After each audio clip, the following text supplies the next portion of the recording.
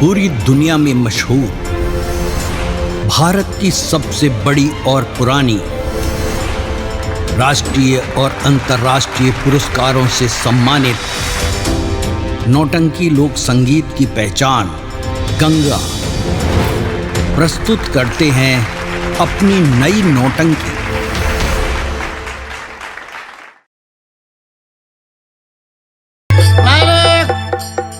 मालिक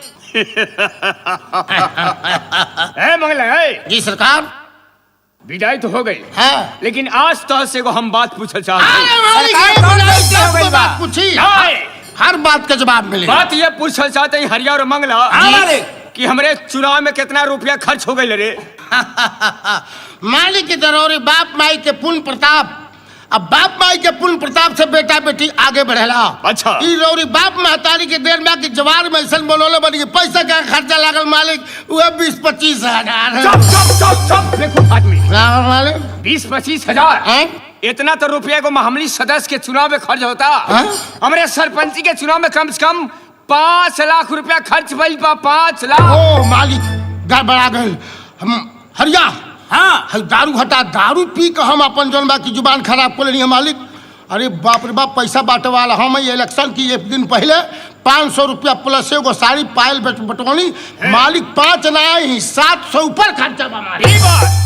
हमारे चुनाव में कम से कम 7 लाख रुपया खर्च भइल बा। जी सरकार। लेकिन ये रुपया असुली कहाँ से? गरीब जनता से मालिक। रुपया में गरीब जनता से असुली करब जन के रुपया गरीब जनता में बांट चुकल जी मालिक। मंगला जी वही हम नोट दे के ओट खरीद ले बानी। शाबाश मालिक। ये रुपया में गरीब जनता से असुली करब लेकिन जाल तरीकेगा आखिर मालिक केगा दुगुना लगान बढ़ा दे और जो भी रोजगार योजना में पैसा होता काम कराओ खातिर हाँ। ये पैसा चुपके से बैंक में हमारा खाता पर जमा हो जाए चाहिए। हाँ?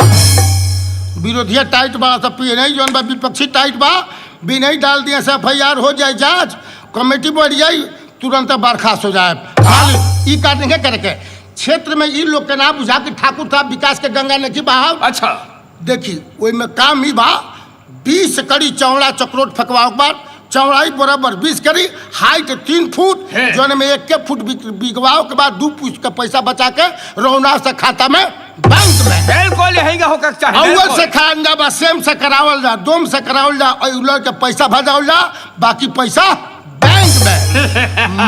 मालिक अरे मालिक पैसा की बल पर हुआ है वोट पा जाता नहीं सब है जनता पैसा पा जाता। अच्छा प्रतिनिधि के चुनाव नहीं करत जैसन पैसा वैसे प्रतिनिधि मिल जाता मालिक। ठीक कहीं होगा चाहिए कोई यही है मालिक घबराई मोर। लेकिन हरिया और मंगला जी सरकार ये बात के साथ साथ एगो बात के थोड़ा आज ऐलान करे मैं कौशलपुर बताई मालिक का करे बाद के कपार फरे के बाद मालिक आदमी आज फाड़ दे। ऐलान यह करे के बा जी सरकार कि ठाकुर भूपेंद्र सिंह के ऐलान बा कि हमारे कौशलपुर में कोनो बेटी बहन के शादी होई अगर ओकर विदाई होई तो ओकर डोला एक रखती हमारे बंगला पर रुकी। या दूसरे गांव से कोनो बेटी बहू का डोला अगर हमारे कौशलपुर में आई तो वो डोला एक रखती हमारे बंगला पर रुकी। भाई मंगला हाँ सबसे पहले डाका के व्यवस्था कर और ये बात के आज ऐलान कर दे कौशलपुर में। आहा आज बात का ऐलान करेगा बा मालिक रवा तनी चिंता मत करी बाकी दागा तो लेवे खातिर हमारे जाए के परिचम टोली में है ना बालो दक्षिण टोला। अरे भाई दक्षिण टोला बरराम ए भाई चमार बड़ी मार धरब चिरकी काटब मार 5 रुपया डांडा इतनी में हो। मालिक मालिक मालिक हम नहीं जाए हम नहीं जाए मालिक कहे कहली ये भाई चमार तक कहता सर पड़ी मार धरब चिरकी काटब दुका 5 रुपया डांडो मांगता। चुप सबसे पहले जुबान पर लगाम लगाओ। तो बताइए चमार तो बाबा जी कहीं बाबू साहब कहीं यादव जी कहीं नहीं। हाँ जाके कहो ये बहुजन भाई तो देख तो के डागा मिलेगा कि नहीं। ओ हरजन से बहुजन ए बहुजन भाई काए भाई ताली देबा हम बजाई लो धरो मालिक सलाई दी सलाई हमने सामने थे सिगरेट पीवे का सिगरेट नहीं पिया भाई पत्थरदेवा बाजार दक्षिण टोला साहब हंसत ए सरऊ तू नहीं हमनी के टोला साफ करबो। आवा बरियाई से ढकेल के ढुका दियल जाई पलानी में अब बरियारे टाटी बांध दियल जाई सरौनी गढ़ के भगवाना कालिए किरासन के तेल कोटा पर से ले आइल बनी जा। किरासन के तेल पूरा तेलवा से नहवा के लगा दिया जाए माची से ऐसन झौसई बा के उ डॉक्टरों नहीं चिन्ही कि मुंह केने बा। हाँ बा माली अब कुछ सजुराए लायक नहीं के पहले बाबू साहब के लोग से साजे से ढोरा ढोवे कि मालिक के बेहने चले के बाद देवरिया कचहरी में अब तो पूछा था सब बेग झुलाओ तर काले में अब पहले ही 8 बजे कचहरी में मालिक को सब सजुराए लायक नहीं है। ए जी सुना तनी जी का कहत यारी जी एगो डागा लगा हम बोला तनी अरे वो लगाए। अच्छा तो ठीक बा बोली को बेर लगाई 3 बेर। चलो बोल लो। अलान सुना गौर से बात करा हमसे आज के बाद से कौशलपुर राज में लगाम दुगुना हो गई। जे भी अपना बेटी बहन के विदा करी एक दिन खातिर डोला मालिक के बंगला पर है और दूसरा राज से कोनो डोला आ रहल बा ओकर एक दिन खातिर डोला मालिक के बंगला पर है। वाह भाई वाह। अगर दूसरा राज से डोला होता वो डोला एक दिन खातिर जौन बाकी मालिक के बंगला पर रुकिए। हाय हाय मालिक मालिक का भाई और ही लगाई और हरियारो मंगला कान खोल के सुन ले सर ये पूरे कौशलपुर में तहन के ड्यूटी रही। हाँ अगर जे भी हमारे ऐलान के उल्लंघन कैल जी सरकार ओकर सजा मौत। मालिक हरिया और मंगला के रहते रहो तनी चिंता मत करिए। हाँ मालिक तेज सर्वा सुने में होता कि ड्यूटी से बहुत जाता ले भाई कर जाए गरीब आदमी और तनख्वाह लेवे खातिर पहले पहुंच जाते रे। हाँ हरिया रे हाँ मालिक ड्यूटी थोड़ा सही सोके के हाँ चाहिए मालिक होई होई नहीं तो हमरे विषय में जानकारी बना। अरे मालिक सदैव पता चल गया हुआ है। सुन जाए दी मालिक जाए दी गरीब आदमी है जिए खाता रहो छत्र छाया में हम बंगला पर चलते कोनो भी बात हो के फौरन हमके बंगला पर खबर करिए। जी सरकार जी ड्यूटी थोड़ा सही सोके के चाहिए। सलाम मालिक पी बात जाए हरी हाँ एगो कार कर हाँ बुढ़वा मालिक रहनी हो हाँ। इतना प्रेम से कहब ए हरी बाबू ए जौन बाकी मंगल बाबू आ जहिया से यहाँ के रात चीफ संभरले बानी ए हरिया ए मंगला है साला हरामखोर जबाने भर का चोर जिस दिन मरेगा साला उसी दिन कीड़ा पड़ जाएंगे एकदम डिट्टो कीड़ा पड़ेंगे तो पड़ेंगे और वो भी प्लास्टिक के कीड़ा पड़ेंगे। रे मंगला रे जी मालिक ए सरते गाली के देत हवे ए मालिक हमारा के ओ ये बात हाँ। और गाली दे सरक और गाली दे हाँ। मुफ्त के तनख्वाह लेवे के जानता ड्यूटी में कोनो ध्यान नहीं बा। हाँ हाँ मालिक ए। ठीक मालिक गाज की लाइन ड्यूटी थोड़ा सही सुखे के चाहिए। जी मालिक जी हम बंगला पर चलते जी सरकार जी जाई सरकार ये बाबू हरी और चुराला के नहीं कहा हमार लाठी लिया आते चल लो सिनेमा रोड पर हम कहाँ चली हम वो चलता नहीं कहीं देखता नहीं तो ए सिनेमा रोड पर तेजो हाँ गेटे पर रहे गेटे पर सुनील टाकेज के बगल में हाँ आ हम चलता नहीं जौन बाकी ओने एक के जौन बाकी टेंट बानू हाँ, ओने हाँ, खाओ हाँ, ठीक चल बा। चल भाग अरे बुझे के पड़ी ये बबुआ अब बुझे के पड़ी आ कैसा रहली दुलहिनिया बुझे के पड़ी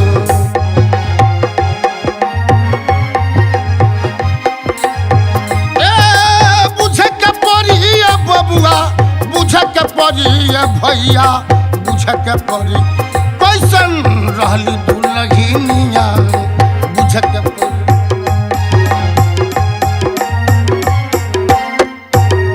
आय हो कौन दुलहिनिया उजे रहली साझे गौने ऐल ए जी साझे गौने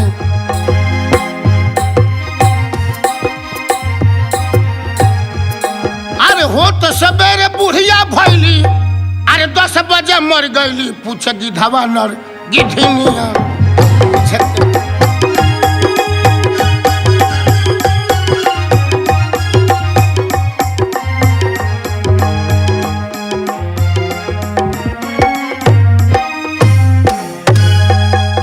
हमार नाम दीनानाथ मास्टर है प्राइमरी स्कूल में पढ़ाओ तनी बस से 80 रिटायर भनी है। खुशी की तो बात ही बा कि हमारे एक जना लड़का बड़ा उनका नाम दीपक बा उनके शादी के बातचीत चल रहा बा लेकिन जौन घर के मंगल ओ नमस्ते अरे खुश रह मास्टर साहब। हाँ बड़ी खुशी के बात बा मास्टर साहब। हाँ सुननी हो अरे बाप रे बाप हे बुढ़ौती मेरा और शादी तय हो गई। पगला अपने को तो नहीं शादी तय हो गई बुढ़ापा अवस्था में हम शादी कर जाता नहीं। हाँ जानते रहे केकरा शादी की बातचीत कर रहा शादी के बातचीत बा अपन जौन बाबू बा ना दीपक हाँ दीपक के शादी के बातचीत चल रहा। अरे बाप रे बाप, दीपक बाबू के शादी। हम कोई जो रउआ शादी करे के तैयार हो गए। नहीं। अच्छा हाँ तो बाप रे बाप, का जे रउआ सब चिन्हता नहीं कि नहीं, यहाँ के जौन बाकी प्राइमरी पाठशाला के हेडमास्टर नहीं पत्थरदेवा बजरिया के, बाप रे बाप यहाँ के पढ़ाई के हल्ला रहल। अच्छा जाए दिए, कहाँ से दिया तय कहीं?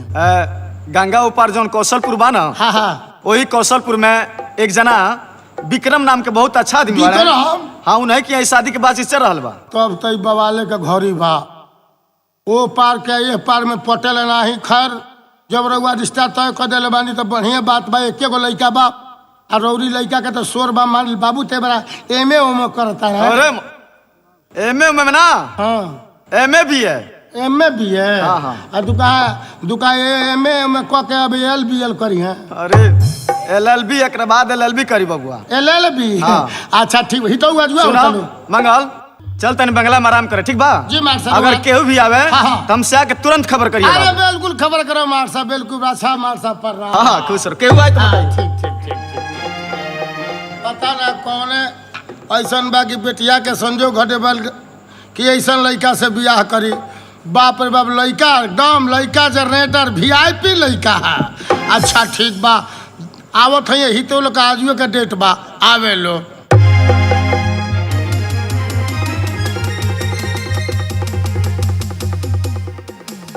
दरवाजा पर केहू के पता लिखे भाई, केहू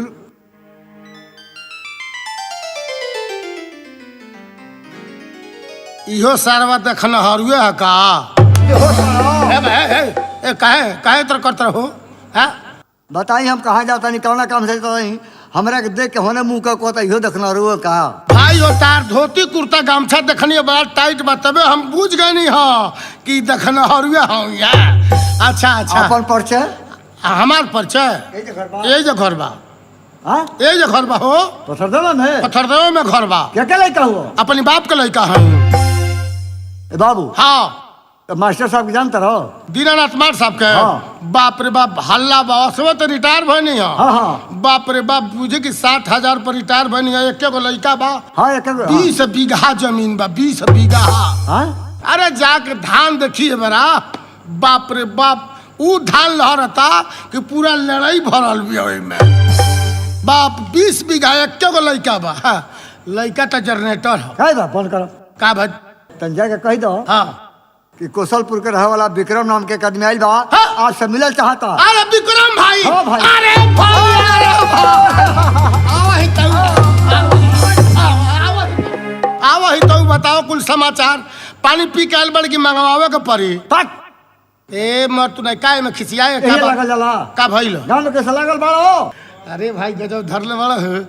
मास्टर साहब है नहीं आई, आ गइल बानी हो के, आ गइल बानी। लड़का घर छोड़ के भागिए गइल। रउआ बिया बात बा मंगल, का बात बा? आ का भइल? अरे हितऊ आइल बा है देखनी है, दिन बार तय करे खातिर। अच्छा हे विक्रम, अरे प्रणाम। प्रणाम प्रणाम। प्रणाम। हे विक्रम, और सब समझ सुनाओ। ठीक बा, अनी दिनवा पका जो तो बढ़िया हुई। बे देखा ना, तेजी तोहरो बा, तेजी हमरो बा। हे मंगल, हाँ। एगो काम करो, चल जा बाबू गाँव में, आप पंडित जी के बुला के ले आओ। पंडित जी ने? अरे आए पंडियो जी आए, सगरी कारवा होई, मगर एगो काम बा। तो लगन धरे लो। अरे तो लड़का घर छोड़ के मामा के यहाँ भाग गइल बा। काहे बाबू? कहता बाबूजी बियाह में दहेज लेखन तय कल, स्कूलिया लड़का संगतिया कला साथी पूछे से तो का बताए, हमरे से कोई काजुआ अपनी मामा के यहाँ भाग गइल और बियाहवा ई करी है कि तू करबा। अच्छा लड़का का मांग बा? हाँ लड़का के मांग बोलो मांग। मांग तो सुन ला, जौन बाकी 2 लाख रुपया नगदी। नगद 2 लाख? 2 लाख। हाँ घर से चलू तो मुन्ना से पूछू कि बाबू कौन ये बातचीत कर ले। हाँ तो कहता कि भैया महंगी के जमाना बा, हाँ 4 लाख के बात कर ली हम। हाँ ए 2 लाख है या नहीं? Bullet bullet bullet bullet. आज 1 हफ्ता हो गल गोरखपुर से कसा के रखा गइल बा। 1 हफ्ता पहले के बुलेट कसा के रखा गइल बा। ये भाई लौकते मालदार बा का हो? हाँ हमारा खातिर हेलीकॉप्टर चाहे। हाँ? हमारा खातिर हेलीकॉप्टर। हेलीकॉप्टर पर चढ़? हाँ सोहबलिया बन के जाए हेलीकॉप्टर पर चढ़ के। ये सवारी मंगला हो? हाँ जब सवारी मंगला बाबू हाँ मुश्किल से 2 आदमी से 3 आदमी पर बैठी ठेल ठाल के अच्छा हैं? हाँ आ जमीन छोड़ दी हाँ तो ऊपर प्राण त्याग देबो हाँ घरे रोवन पीटन पड़ जाई ई बात ओ सब मजबूत गाड़ी देता ठीक रही उहे बढ़िया रहे उहे बढ़िया हाँ? रहे तरह के हेलीकॉप्टर ना देखे हाँ। तरह के रेल देता ठीक रही नहीं, नहीं, है बहुत लम्हर हो जाए बहुत लम्हर हो जाए बहुत लम्हर हो जाए हरी मांगबा ना हो गल हाँ? अब हम नहीं कुछ ही चाहिए ए भाई हाँ ये तोहार गांव हो हाँ हमारे गाँव हम हो अपना गांव से अकेले आइल बनी बिल्कुल आइल बड़ा। सारा जवार के लोग तहरा के यहाँ के हो बटले बा तार बात एगो कटनी हो नहीं कटल हो मोगलो हो 2 लाख 4 लाख देबा कोनी हो हाँ हाँ तय बा हाँ? तय गाड़ी घोड़ा सब देबा कोनी हो हाँ तार बात नहीं कटले ना एगो हमार बात ना मान लेबो अरे वाह अपने गांव की आदमी के सामने पंच के सामने जबान देता नहीं कि हमार हित हमार बात नगर कटले तो हम अपने हित के बात नहीं काटो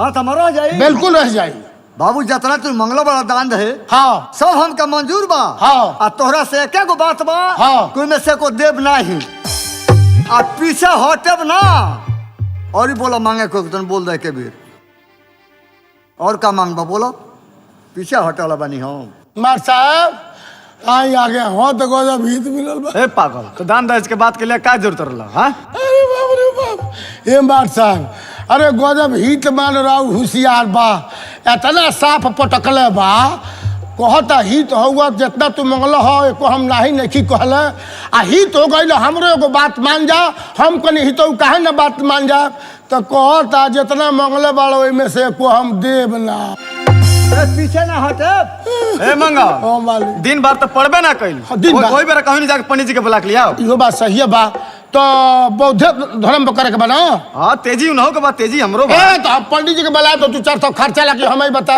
तनी का बताओ लो सोमारे 8 मंगरे 9 डाल दो 10 निकाल दो 20 तो हो गल 25 हाँ अरे तो हमार गणित उल्टा चलेला हाँ सही कहला बाबू 10 अक्टूबर के जौन बाकी 10 तारीख के 10 गातर पड़ता मुंह बंद कर मुंह बंद कर हमारा सूत को में बंद अरे नहीं गड़बड़ा कर शुभ शुभ शुभ काम में ये कुल 10 अरे गड़बड़ा कर साहब ही तो गड़बड़ा गई अरे 10वीं तिथि पड़ती है तिथि 10वीं पड़ती। हाँ, 10वीं तिथि ये कहो हाँ अनुराधा नक्षत्र बा वही दिन बारात आई तारीख वो दिन आई तिथि आई तिथि तारीख ना हुई 10 तारीख अक्टूबर में 10 तारीख के बाद हाँ, हाँ। आई हमरा की हाँ 11 के विदाई 11 के सवेरे ये विदाई काहे को ऐसा पढ़ाओ पढ़ा भाई बस अरे हित ना थई बड़ी लामे से आइल बानी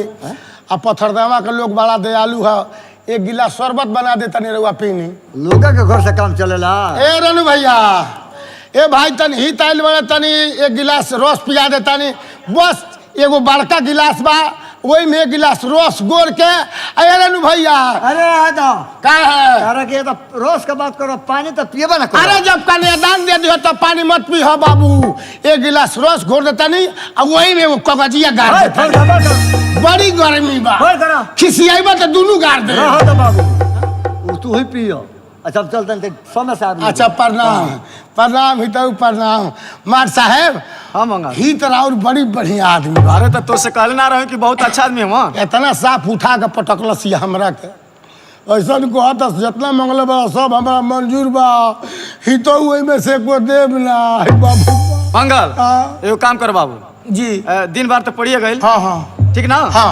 अब जाके तू नाच हाथी घोड़ा बैंड सब कुछ सटा पुर्जा कर ठीक ना हाँ सब अपना नाम से करिए सटा ठीक ठीक ठीक ठीक अच्छा मार साहब प्रणाम ए भाई नाच वाला बड़ा हो ए भाई ए मार साहब जाई रहुआ हम जाते रामायण यादव के नाच बांधे मलसी वाला के और जौन बाकी केदार तिवारी गोपालगंज वाला के घोड़ा बांध देता नहीं हाथी बांध देता नहीं बाराती में आनंद हो गई एक बात और बात सब लोग लुगा धोआ कपड़ा धोआ सबके आजुए कहता नहीं बस दीपक बाबू के बारात करे के बा साइकिलिया साइकिल से पैदलिया पैदल सारा व्यवस्था टंच बा एक बात बा कि जकरा जकरा हमारा बाराती चले के होई वो अपनी अपनी घर से खा के आई भेंट हो